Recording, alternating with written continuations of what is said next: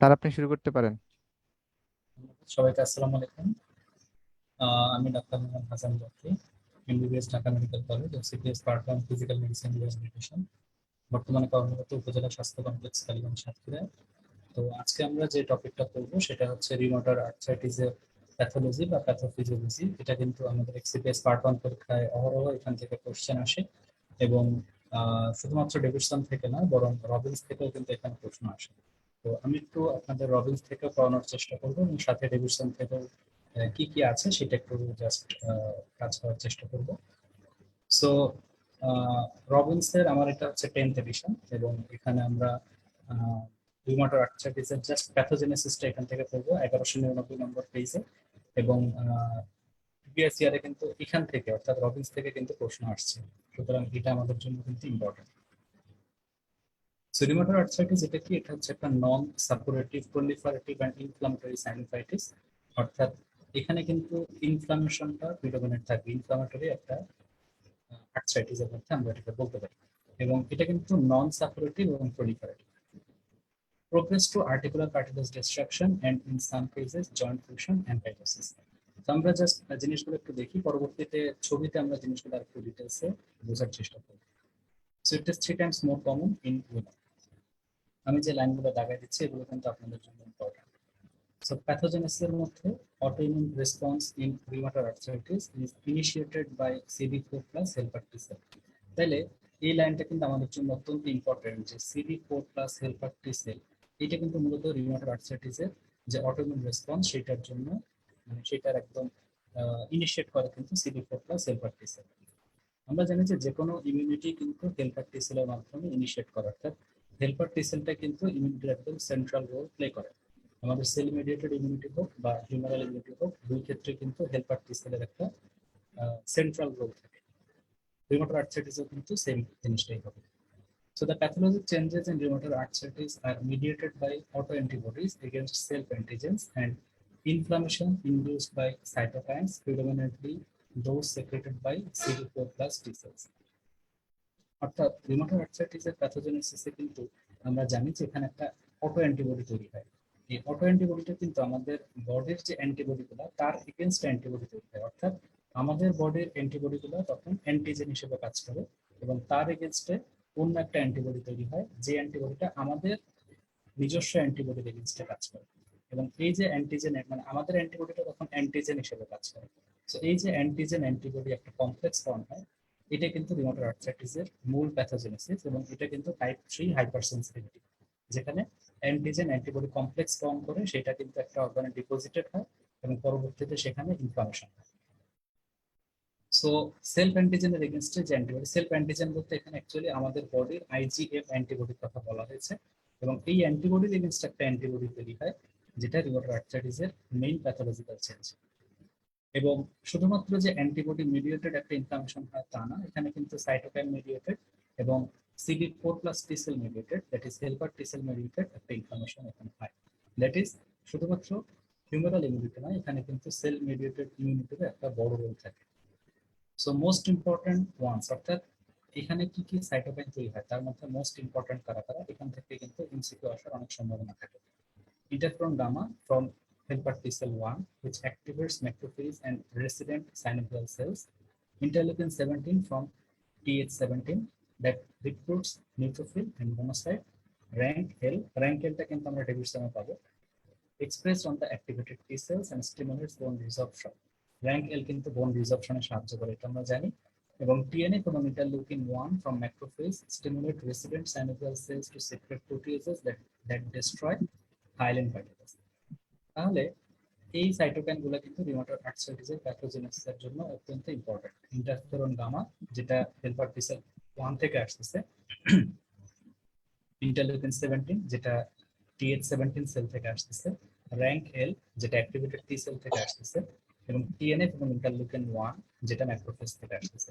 তাহলে এই চারটা যে এখানে দেওয়া আছে, এই চারটা সাইটোকাইন বা এই চারটা কম্পোনেন্ট কিন্তু আমাদের জন্য অত্যন্ত ইম্পর্টেন্ট। সো এদের কাজ কি সেটা এখানে বলা আছে। ইন্টারফেরন গামা সে যেমন আমাদের ম্যাক্রোফেজকে অ্যাক্টিভেট করছে এবং সাইনোভিয়াল সেলকে অ্যাক্টিভেট করছে। ইন্টারলিউকিন 17 সে হচ্ছে মূলত আমাদের নিউট্রোফিল এবং মনোসাইটকে ডেকে নিয়ে আসছে ইনফ্লামেশনের সাইটে। র্যাঙ্ক এল হচ্ছে বোন রিজর্পশন, দ্যাট ইজ বোনকে ক্ষয়প্রাপ্ত করে। এবং টিএনএফ এবং ইন্টারলিউকিন 1 যারা হচ্ছে মূলত প্রো ইনফ্লামেটরি সাইটোকাইন, এরা হচ্ছে মূলত আমাদের বিভিন্ন প্রোটিয়েজ সেক্রেট করতে সাহায্য করে, যারা আমাদের হাইলিন কার্টিলেজ গুলোকে ডিস্ট্রাকশন করে। তো এই চারটাই হচ্ছে মেইন প্যাথোজেনেসিস, এখান থেকে কিন্তু এমসিকিউ আসতে পারে। এরপর আমরা দেখি এই ছবিটা থেকেও কিন্তু আসার মতো অনেক কিছু আছে, এবং এখানে রিউমাটয়েড আর্থ্রাইটিস এবং অস্টিওআর্থ্রাইটিসের দুটো প্যাথোলজি বা প্যাথোজেনেসিসের একটা ডিফারেন্স দেখানো হয়েছে। সো এই পাশে একটা হচ্ছে রিউমাটয়েড আর্থ্রাইটিস, এখানে দেখানো হয়েছে মূলত যে কি কি হয় অ্যাকচুয়ালি রিউমাটয়েড আর্থ্রাইটিসে। প্রথমত ইনফ্লামেশন তো হবেই, কারণ রিউমাটয়েড আর্থ্রাইটিস একটা ইনফ্লামেটরি পলিআর্থ্রাইটিস। এবং এখানে যে জিনিসগুলো থাকবে সেটা আমরা দেখি। প্রথমত হচ্ছে এখানে একটা প্যানাস ফর্মেশন হবে। প্যানাস ফর্মেশন বলতে অ্যাকচুয়ালি সাইনোভিয়াল মেমব্রেনের একটা হাইপারট্রফি। সাইনোভিয়াল মেমব্রেনটা কিন্তু অ্যাকচুয়ালি এখানেই থাকে, ঠিক আছে? এটা তো আমাদের সাইনোভিয়াল ক্যাভিটি। এই সাইনোভিয়াল ক্যাভিটির চারিদিকে সাইনোভিয়াল মেমব্রেন এর একটা হাইপারট্রফি হতে পারে, বা ইনফ্লামেটরি বিভিন্ন কম্পোনেন্ট এসে এখানটায় একটা থিকনেস ফর্ম করে, যেটাকে আমরা বলি প্যানাস ফর্মেশন। তার সাথে সাথে এখানে ইরোডিং কার্টিলেজ থাকতে পারে, অর্থাৎ এই যে কার্টিলেজ গুলো আমার বোনের মাথায় যেগুলো থাকার কথা নীল রঙের, এগুলোতে ইরোশন থাকতে পারে। তার সাথে হতে পারে ফাইব্রাস অ্যানকাইলোসিস, এই যে এখানে কিন্তু অ্যানকাইলোসিস হতে পারে, দুটো বোনের মধ্যে একসাথে জোড়া লেগে যেতে পারে, ঠিক আছে? এটা হচ্ছে অ্যানকাইলোসিস। আর একটা হতে পারে বনি অ্যানকাইলোসিস। বনি অ্যানকাইলোসিস বলতে দুটো বোন একে অপরের সাথে জোড়া লেগে যেতে পারে। আর ফাইব্রাস অ্যানকাইলোসিস কিন্তু এখানে একটা ফাইব্রাস টিস্যু দিয়ে একে অপরের সাথে যুক্ত হয়ে যাচ্ছে, এটা হচ্ছে ফাইব্রাস অ্যানকাইলোসিস। আর এটা হচ্ছে বনি অ্যানকাইলোসিস, ইরোডিক কার্টিলেজ এবং প্যানাস। আর অস্টিওআর্থ্রাইটিসে কি কি হয় একবার আমরা দেখে ফেলি। এখানে বনি স্পার থাকে, দ্যাট ইজ এখানে ছোট ছোট সূচালো অংশ থাকে বোন থেকে বের হয়, যেটা আমরা এক্সরেতে দেখতে পাই। অনেক সময় এটা একটু বড় হলে আমরা এটাকে অস্টিওফাইট বলে থাকি। এখানে কিন্তু কোনো অ্যানকাইলোসিস থাকে না, অর্থাৎ দুটোর মধ্যে কিন্তু ওরকম কোনো বনি কানেকশন বা ফাইব্রাস কানেকশন থাকে না, যেটা রিউমাটয়েড আর্থ্রাইটিস আমরা পেয়েছি। সাবকন্ড্রাল সিস্ট থাকতে পারে, অর্থাৎ কার্টিলেজের মধ্যে এইভাবে করে বোন ভিতরের দিকে ঢুকে একটা সিস্ট ফর্ম করতে পারে, এটা আমরা এক্সরেতে পেতে পারি, এটা ডেভিডসনে দেওয়া আছে। আর সাবকন্ড্রাল স্ক্লেরোসিস হতে পারে, অর্থাৎ কার্টিলেজের নিচে এখানে ফাইব্রোসিস হতে পারে, এটাও কিন্তু এক্সরেতে পাওয়া যেতে পারে। থিন এবং ফিব্রিলেটেড কার্টিলেজ থাকতে পারে, অর্থাৎ এখানে কার্টিলেজের উপর দেখা যাচ্ছে যে কার্টিলেজটা থিন হয়ে যেতে পারে, এবং এর উপর কিন্তু সরু সরু বিভিন্ন ফিব্রিলেশন হতে পারে, দ্যাট ইজ চিড়ে যেতে পারে, ঠিক আছে? তাহলে এই দুটো হচ্ছে এদের পার্থক্য, প্যাথোলজির পার্থক্য। এবং এখান থেকে এমসিকিউ আসতে পারে। এমসিকিউটা কিভাবে আসতে পারে যে which are the morphological features of rheumatoid arthritis বলে এখান থেকে কিছু এবং এখান থেকে কিছু দিয়ে দেবে, ঠিক আছে? তাহলে এই ছবিটা যদি আপনি জানেন তাহলে কিন্তু এটা অ্যান্সার করা আমাদের জন্য ইজি হবে। সো এইবার আমরা এই ফ্লো চার্টটায় আসি। Major process involved in pathogenesis of rheumatoid arthritis. এখানে কিন্তু অ্যাকচুয়ালি বিভিন্ন জেনেটিক ফ্যাক্টর এবং এনভায়রনমেন্টাল ফ্যাক্টর দুটোই থাকতে পারে। জেনেটিক ফ্যাক্টরের মধ্যে যেমন এইচএল এ থাকতে পারে, এটা আমরা ডেভিডসন একটু ডিটেইলসে জানবো। এবং এনভায়রনমেন্টাল ফ্যাক্টরের মধ্যে এখানে ইনফেকশন, স্মোকিং এগুলো থাকতে পারে। সো এই দুটো কিন্তু আমাদের টি সেল এবং বি সেল রেসপন্সটাকে মডিফাই করতে পারে। কিভাবে মডিফাই করে? যেমন জেনেটিক ফ্যাক্টর গুলো হচ্ছে failure of tolerance, that is আমাদের বডির নিজস্ব যে সেলগুলো এদের এগেনস্টে কিন্তু আমরা টলারেন্ট। সো এই টলারেন্সটা যদি ঠিক মতো না হয়, অর্থাৎ আমার বডির নিজস্ব সেলের এগেনস্টে যদি আমার অ্যান্টিবডি তৈরি হয়, যেমন আমি বলতেছিলাম যে আমাদের অ্যান্টিবডির এগেনস্টে যদি অ্যান্টিবডি তৈরি হয়, এটা কিন্তু একটা ফেলিওর অফ টলারেন্স। এছাড়া আনরেগুলেটেড লিম্ফোসাইট অ্যাক্টিভেশন হতে পারে, লিম্ফোসাইট গুলো আনরেগুলেটেডলি অ্যাক্টিভেটেড হতে পারে, অর্থাৎ আমার বডির নিজস্ব সেলের এগেনস্টে অ্যাক্টিভেটেড হতে পারে, যেটা কাম্য নয়। আর এনভায়রনমেন্টাল ফ্যাক্টর যেমন ইনফেকশন, স্মোকিং, এগুলো কিন্তু মূলত এনজাইমেটিক বিভিন্ন মডিফিকেশন করতে পারে, যেমন সাইট্রোলিনেশন। আমরা জানি যে রিউমাটয়েড আর্থ্রাইটিসে কিন্তু এসিপিএ বলে একটা অ্যান্টিবডি পাওয়া যায়, যেখানে লেখা আছে, যেটা হচ্ছে অ্যান্টি সাইট্রোলিনেটেড পেপটাইড অ্যান্টিবডি। এই সাইট্রোলিনেশনটা কিন্তু এনভায়রনমেন্টাল ফ্যাক্টরের উপর জড়িত। সো এই দুটো জিনিস আমাদের টি সেল এবং B cell response to self antigen এইটাকে মডিফাই করে। মডিফাই করলে কি হয় দেখেন, এই হেল্পার টি সেল 1, TH1 এবং TH17, এবং তার সাথে সাথে এখানে বিভিন্ন অটো অ্যান্টিবডি তৈরি হয়। এরা মিলে কিন্তু আমাদের লিম্ফোসাইট, অটো অ্যান্টিবডি এবং ইমিউন কমপ্লেক্স এগুলাকে হচ্ছে এখানে মানে জয়েন্টে এন্টার করতে সাহায্য করে। তাহলে জয়েন্টে এন্টার করতে সাহায্য করবে lymphocyte, auto antibody, immune complex, এই জিনিসগুলোকে জয়েন্টের মধ্যে এন্টার করতে সাহায্য করবে। এগুলো এন্টার করলে কি হবে, এখানে ফাইব্রোব্লাস্ট, কন্ড্রোসাইট, সাইনোভিয়াল সেল এগুলো প্রলিফারেশন হবে। অর্থাৎ এরা শুধু প্রলিফারেশন না, এরা প্রথমে অ্যাক্টিভেশন হবে, এরপর প্রলিফারেশন হবে। আর তার সাথে এখান থেকে বিভিন্ন ধরনের প্রোটিয়েজ এবং সাইটোকাইন রিলিজ হবে। এরা পরবর্তীতে প্যানাস ফর্মেশন, ডিস্ট্রাকশন অফ বোন এবং কার্টিলেজ করতে পারে। তো তাহলে আমাদের বিভিন্ন জেনেটিক ফ্যাক্টরস এবং এনভায়রনমেন্টাল ফ্যাক্টরস এরা হচ্ছে আমাদের টি সেল এবং বি সেলের মাধ্যমে, যেমন হেলপার টি সেল 17, হেলপার টি সেল 1 এবং অটো অ্যান্টিবডি, বি সেলের মাধ্যমে হচ্ছে আমাদের অটো অ্যান্টিবডি, এই জিনিসগুলোর বিভিন্ন রেসপন্সের মাধ্যমে আমাদের লিম্ফোসাইট, অটো অ্যান্টিবডি এবং ইমিউন কমপ্লেক্সকে জয়েন্টের মধ্যে প্রবেশ করতে সাহায্য করে এবং এগুলো পরবর্তীতে ইনফ্লামেশন করে। কিভাবে করে? ফাইব্রোব্লাস্ট, কন্ড্রোসাইট এবং সাইনোভিয়াল সেলের অ্যাক্টিভেশন, প্রলিফারেশন এবং এখান থেকে বিভিন্ন প্রোটিয়াস সাইটোকাইন রিলিজের মাধ্যমে। এই তিনটা কাহিনীর পর অ্যাক্টিভেশন, প্রলিফারেশন এবং রিলিজ অফ প্রোটিয়াস এবং সাইটোকাইনের পর এখানে সাইনোভিয়াল মেমব্রেনের ইনফ্লামেশন হয়, যেটাকে আমরা বলি প্যানাস ফর্মেশন, এবং তার সাথে destruction of the bone and cartilage এখানে হতে পারে। তো এটা হচ্ছে মূলত আমাদের রিউমাটয়েড আর্থ্রাইটিসের একদম বেসিক প্যাথোলজি বা প্যাথোজেনেসিস। এটি আমরা এখানে একটু ডিটেলসে বলা আছে, সেটা আমরা একটু দেখার চেষ্টা করি, কারণ এখান থেকে আবার এমসিকিউ এসবি আসতে পারে।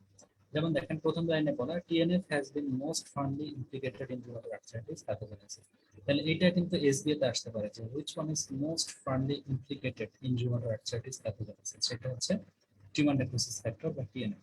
এবং অ্যান্টি টিএনএফ বায়োলজিক্স যেগুলো আছে এরা কিন্তু এই জন্য আমাদের রিউমাটয়েড আর্থ্রাইটিসের ট্রিটমেন্টকে রিভলিউশনাইজ করেছে, অর্থাৎ নতুন ভাবে আমাদের ট্রিটমেন্টকে চিন্তা করতে সাহায্য করছে অ্যান্টি টিএনএফ বায়োলজিক্স, কারণ টিএনএফটাই হচ্ছে রিউমাটয়েড আর্থ্রাইটিসের মেইন প্যাথোজেনেসিস।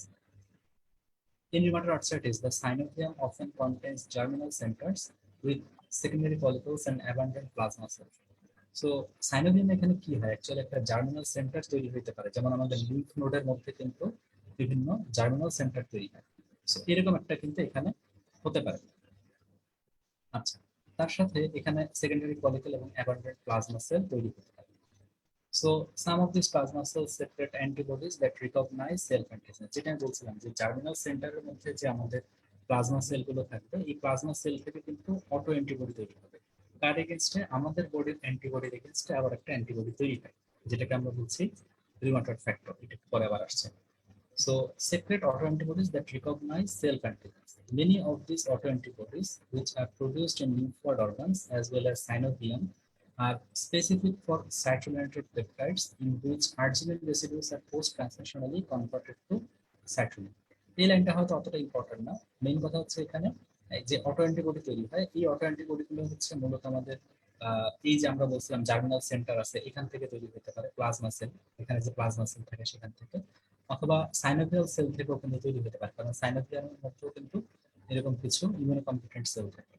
সো এই এই যে অ্যান্টিবডি গুলো তৈরি হচ্ছে এরা হচ্ছে মূলত সাইট্রোলিনেটেড পেপটাইডের এগেনস্টে কাজ করে, ঠিক আছে? এই জন্য কিন্তু অ্যান্টি সাইট্রোলিনেটেড পেপটাইড অ্যান্টিবডি বলা হয়, ঠিক আছে? সো এই যে সাইট্রোলিনেটেড পেপটাইড, এখানে কিন্তু অ্যাকচুয়ালি এই আর্জিনিন বলে যে এটা থাকে, আর্জিনিন বলে আমাদের যে আর্জিনিন বলে আমাদের যে মানে ইয়েটা থাকে, অ্যামিনো অ্যাসিডটা থাকে, এই অ্যামিনো অ্যাসিডটা কিন্তু পরবর্তীতে আমাদের পোস্ট ট্রান্সলেশনালি কনভার্টেড টু সাইটোলিন, সাইটোলিনে পরিণত হয় এবং এর এগেইনস্টে হচ্ছে আমাদের এই অ্যান্টিবডিটা কাজ করে। So the modified epitopes are found in several proteins. Modified epitope, the modified epitopes are found in several proteins found in joints, including fibrinogen, type 2 collagen, alpha enolase, and vimentin. ঠিক আছে? এই জিনিসগুলোর মাধ্যমে মূলত কিন্তু আমাদের মানে এপিটপ গুলা মূলত হচ্ছে এই জায়গার যে এপিটপ গুলা, ফিব্রিনোজেন, তারপর হচ্ছে টাইপ 2 কোলাজেন, আলফা ইনোলেজ, ভাইমেন্টিন, এই সকল জায়গায় যে আমাদের অ্যান্টিজেন গুলা, এই অ্যান্টিজেনের অংশকে বলা হয় এপিটপ। এর এগেনস্টে মূলত কিন্তু আমাদের এই অ্যান্টিবডি গুলো কাজ করে, অর্থাৎ অ্যান্টিবডি গুলো তৈরি হয়েছে মূলত আমাদের সাইটোলিনেটেড পেপটাইডের এগেনস্টে বা আমাদের বডির নিজস্ব অ্যান্টিবডি এগেনস্টে। ওই অ্যান্টিবডি গুলো ক্রস রিঅ্যাক্ট করতেছে হচ্ছে ফিব্রিনোজেন, টাইপ 2 কোলাজেন, আলফা ইনোলেজ এবং ভাইমেন্টিন, এই সকল জায়গায় যে অ্যান্টিজেন আছে সেই অ্যান্টিজেন বা সেই এপিটোপ গুলো এগেনস্টে। তাহলে এসিপিএ যেটা আমরা বলতেছি, অ্যান্টি সাইট্রোলিনেটেড পেপটাইড অ্যান্টিবডি, আর diagnostic markers that can be detected in serum of up to 70%। অর্থাৎ রিউমাটয়েড আর্থ্রাইটিস পেশেন্টদের 70% ক্ষেত্রে আমরা এসিপিএ অ্যান্টিবডিটা পাই, যে অ্যান্টিবডিটা মূলত হচ্ছে আমরা বলি যে স্পেসিফিক ফর রিউমাটয়েড আর্থ্রাইটিস। আচ্ছা, এখানে আরো কিছু বলা আছে, যেমন in combination with T cells reactive to cytolytic peptides, ACPS drive disease persistence. অর্থাৎ এই যে স্যাচুরেটেড প্রোটিনের এগেইনস্টে যে T cell reactive to saturated protein in combination.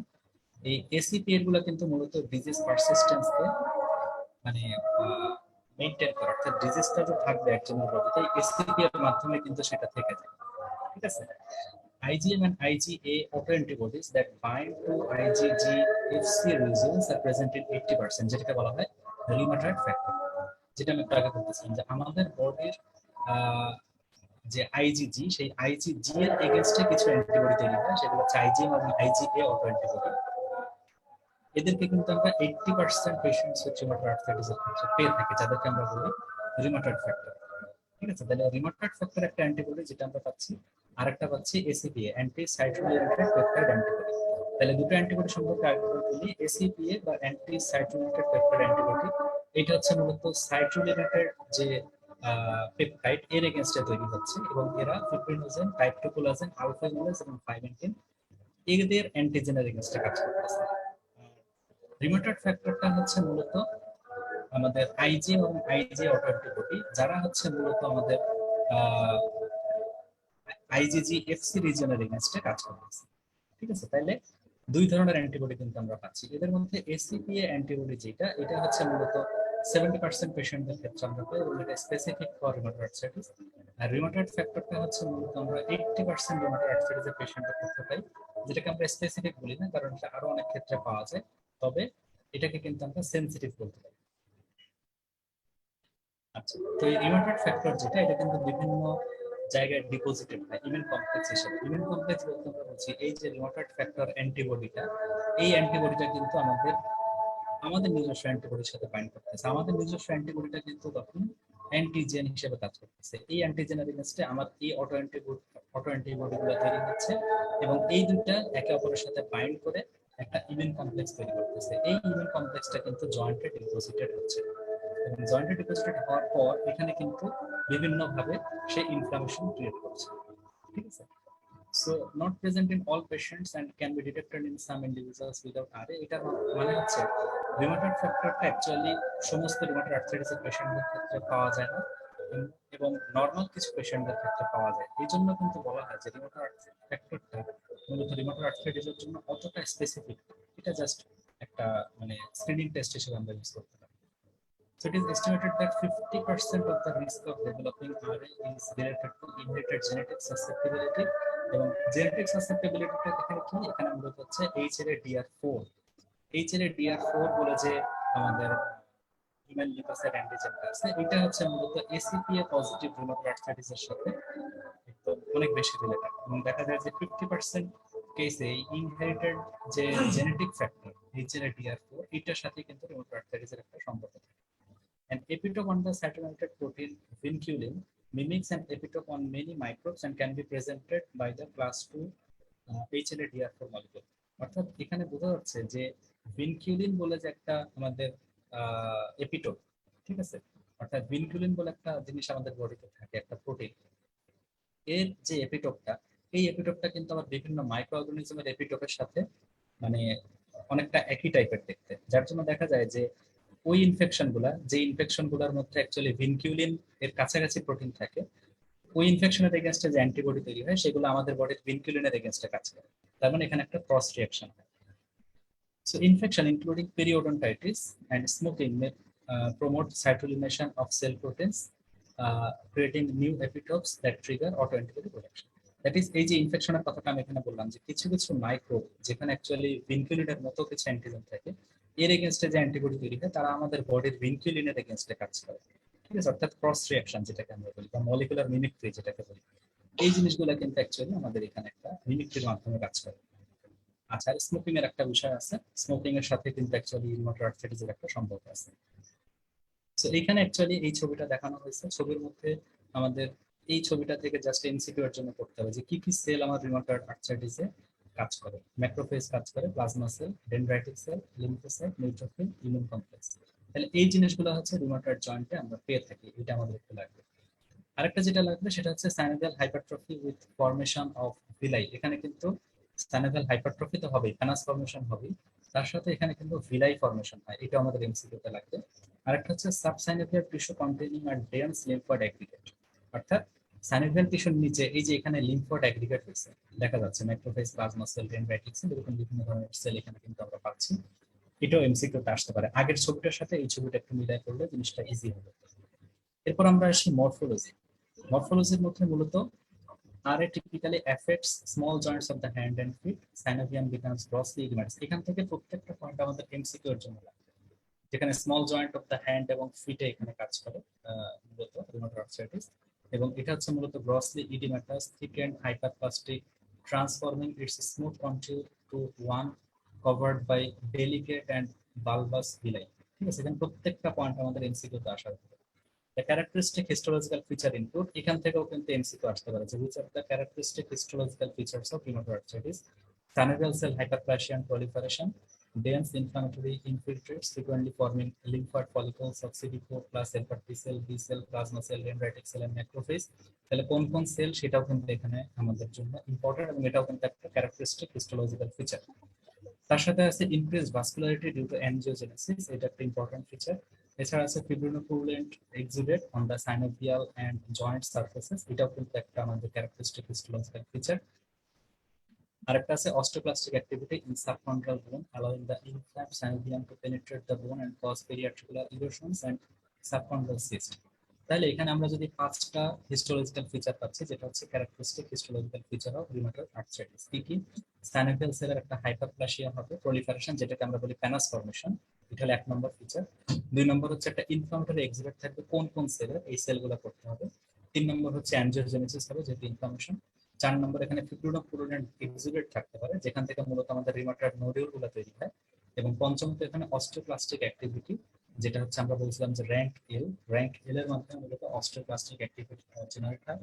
এবং সে মূলত আমাদের কার্টিলেজের নিচের যে বোন, এই বোনগুলোকে একটা পেনেট্রেশন করা বা এখানে ইরোশন করা বা এখানে সিস্ট ফর্ম করা, এই জিনিসগুলোকে অ্যাক্টিভেট করে বা স্টিমুলেট করে।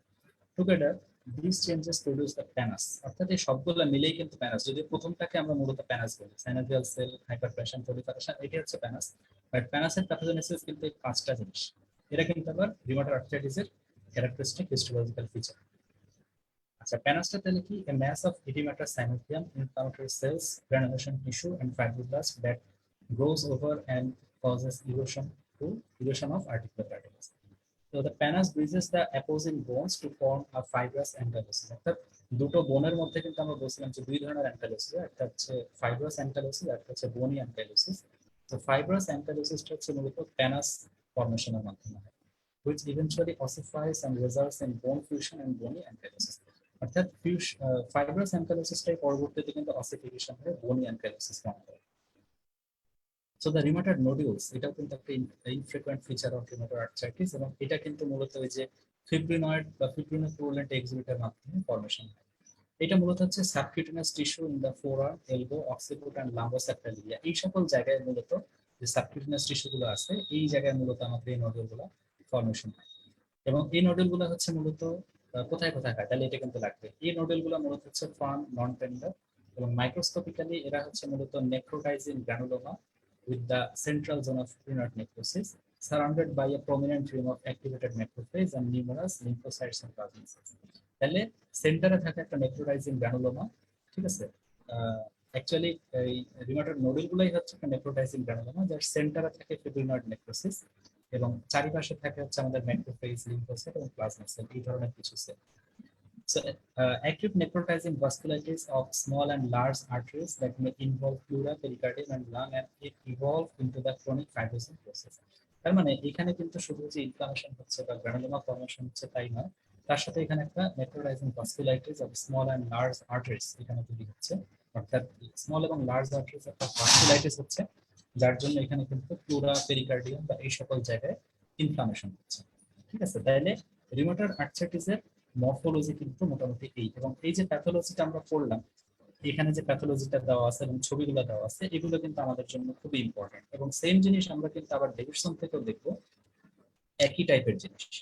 রিউমাটয়েড আর্থ্রাইটিসের প্যাথোলজি আমরা যদি এখান থেকে দেখি বা প্যাথোফিজিওলজি, এখানেও কিন্তু একই কথা বলা আছে, বোথ জেনেটিক এবং এনভায়রনমেন্টাল কিছু কম্পোনেন্ট থাকবে, এবং higher concordance with of rheumatoid arthritis in monozygotic টুইনদের ক্ষেত্রে কিন্তু এই রিউমাটয়েড আর্থ্রাইটিস হওয়ার সম্ভাবনা অনেক বেশি থাকে। এবং সেটা হচ্ছে 12 to 15%, এবং ডাইজাইগোটিক টুইন হলে সেটা 3%। অনেক সময় এগুলো পরীক্ষায় আসে MCQ. So increase frequency of disease in first degree relative, এটা স্বাভাবিক। The strongest association is with variants of HLA region, HLA DR beta 1। ঠিক আছে, এটা হচ্ছে সবচাইতে important HLA for rheumatoid arthritis. HLA DR beta 1 এটা একটা আমাদের মনে রাখতে হবে। ঠিক আছে, HLA B এটা আমরা মনে রাখতে হবে। এগুলো হচ্ছে তাহলে জেনেটিক ফ্যাক্টর। এনভায়রনমেন্টাল ফ্যাক্টরের মধ্যে এখানে কিন্তু আমরা বলেছিলাম যে সিগারেট স্মোকিং, যেটা আমরা রবিনসে পড়েছিলাম, আবার ডেভিডসনও কিন্তু সেম জিনিসটা আছে। আরেকটা ইম্পর্টেন্ট বিষয় যে রিউমাটয়েড আর্থ্রাইটিস কিন্তু প্রেগন্যান্সির সময় রিমিশন হয়, remission may occur during pregnancy. The characterize by, এখানে ক্যারেক্টারাইজ বাই কি কি, আমরা কিন্তু প্যাথোলজিতে ক্যারেক্টারাইজ বাই কি কি পড়েছি, এবার আমরা ডেভিডসনের ক্যারেক্টারাইজ বাই পড়ব। The disease is characterized by infiltration of synovium with lymphocytes, plasma cell, dendritic cell, macrophage। এই চারটা সেলের কথা আমরা কিন্তু রবিনসও পড়েছি, তবে রবিনস আরো স্পেসিফিক্যালি বলা ছিল, যেমন হেলপার টি সেল 17, হেলপার টি সেল 1, এগুলোর কথা বলা ছিল, যেগুলো এখানে বলা আছে। আচ্ছা, the lymphoid follicles formed within the synovium in which T and B cell interactions occur।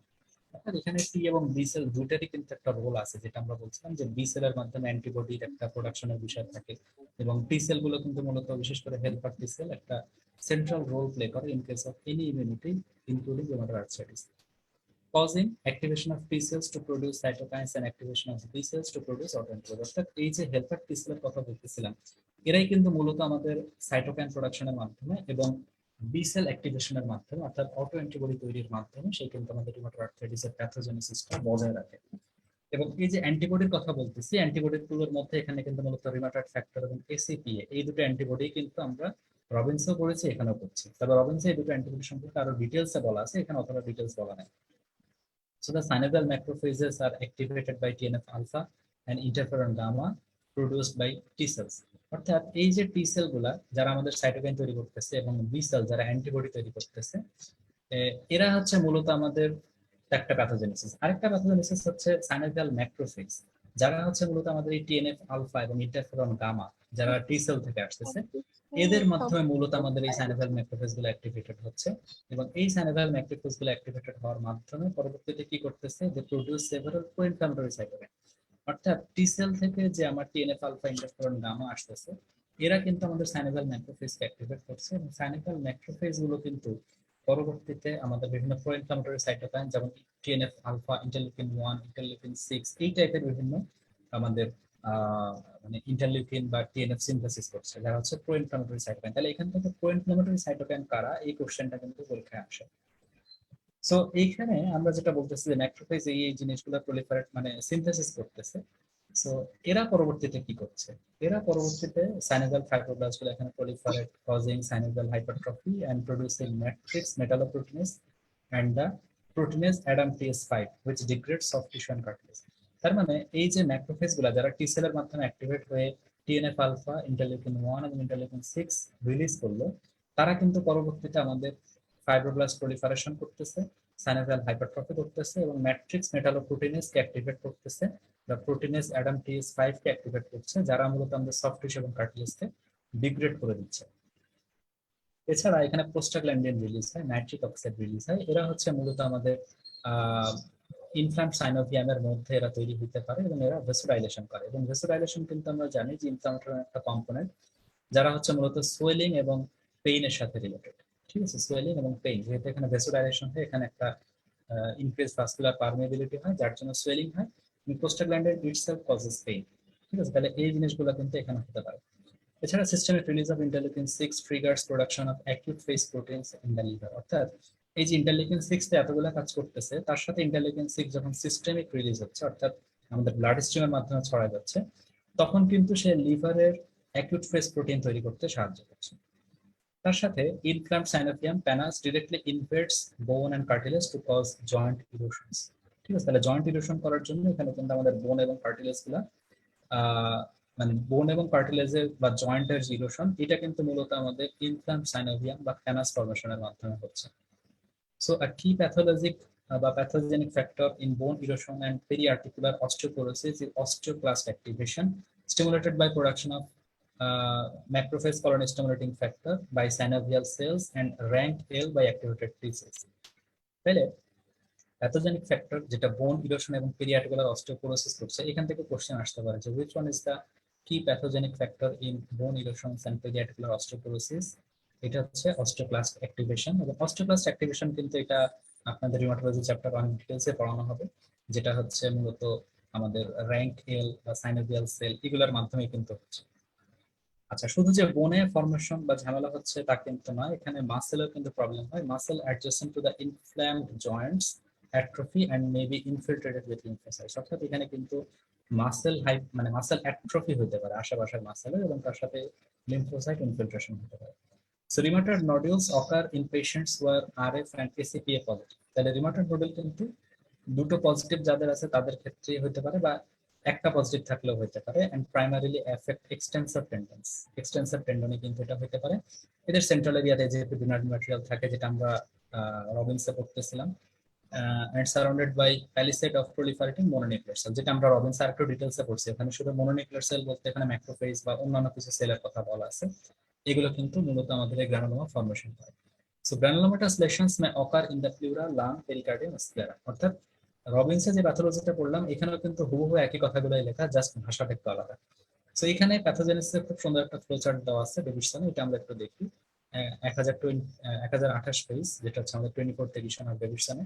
Environmental ট্রিগারের মধ্যে কিছু ইনফেকশন এবং স্মোকিং এর কথা বলা হয়েছে। ইনফেকশনের মধ্যে যে মলিকুলার মিমিক্রির কথা আমি বলেছিলাম, যে ভেনকিউলিন বলে কিছু সেলের কথা আমি বলছি, মানে কিছু প্রোটিনের কথা বলছিলাম, যারা আমাদের ইনফেকশন বা মাইক্রোবস এর সাথে মিশে মানে একই টাইপের মিমিক্রি হয়ে এটা মূলত যে অ্যান্টিবডি তৈরি হয় ইনফেকশনের এগেনস্টে, ওই অ্যান্টিবডিটা আমাদের বডির এগেনস্টে কাজ করে। এছাড়া জেনেটিক বিভিন্ন ফ্যাক্টর HLA-DR এগুলোর সাথে কাজ করে, এবং এরা মূলত এখানে প্রোটিন মডিফিকেশন করে এটাকে একটা অ্যান্টিজেনিক কম্পোনেন্ট পরিণত করে। অ্যান্টিজেনিক কম্পোনেন্ট হিসেবে সে তখন ডেনড্রাইটিক সেল বা ম্যাক্রোফেজের কাছে যায় এবং বি সেলের কাছে যায়, এবং এখানে গিয়ে অ্যান্টিজেন প্রেজেন্টিং, যেহেতু ডেনড্রাইটিক সেল বা ম্যাক্রোফেজ বি সেলের হচ্ছে অ্যান্টিজেন প্রেজেন্টিং সেল, এরা হচ্ছে অ্যান্টিজেনটাকে প্রেজেন্ট করে টি সেলের কাছে, এবং টি সেলের কাছে যখনই প্রেজেন্ট করে টি সেল কিন্তু আবার বি সেলকে অ্যাক্টিভেট করে, এবং বি সেল থেকে পরবর্তীতে প্লাজমা সেল তৈরি হয়।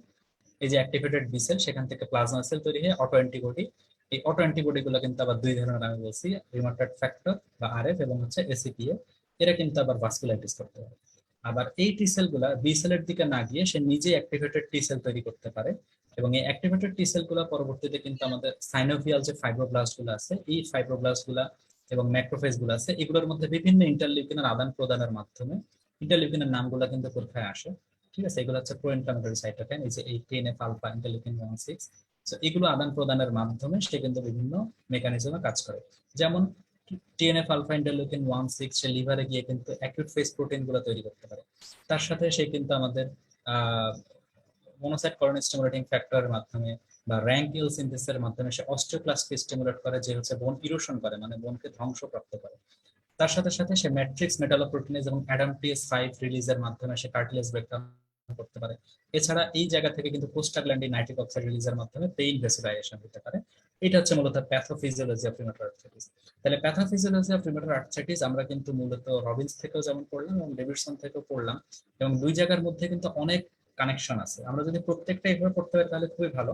তবে রিউমাটয়েড আর্থ্রাইটিসের প্যাথোজেনেসিসটা কিন্তু আমাদের জন্য আসলেই ইম্পর্টেন্ট, কারণ রিউমাটয়েড আর্থ্রাইটিসের প্যাথোজেনেসিসটা পরীক্ষায় বিভিন্ন ভাবে আসে। ইনফ্যাক্ট রবিনসের যে রবিনসের ওখান থেকেও কিন্তু সরাসরি আসে, অন্যান্য গুলো অতটা না আসলেও রবিনসের থেকে কিন্তু মূলত রিউমাটয়েড আর্থ্রাইটিসের প্যাথোজেনেসিসটা আছে। তো আশা করি সবাই মোটামুটি বুঝতে পারছেন। পিডিএফটা সবাইকে দিয়ে দেওয়া হবে। আজকের মতো এইটুকুই, সবাইকে ধন্যবাদ। আসসালামু আলাইকুম।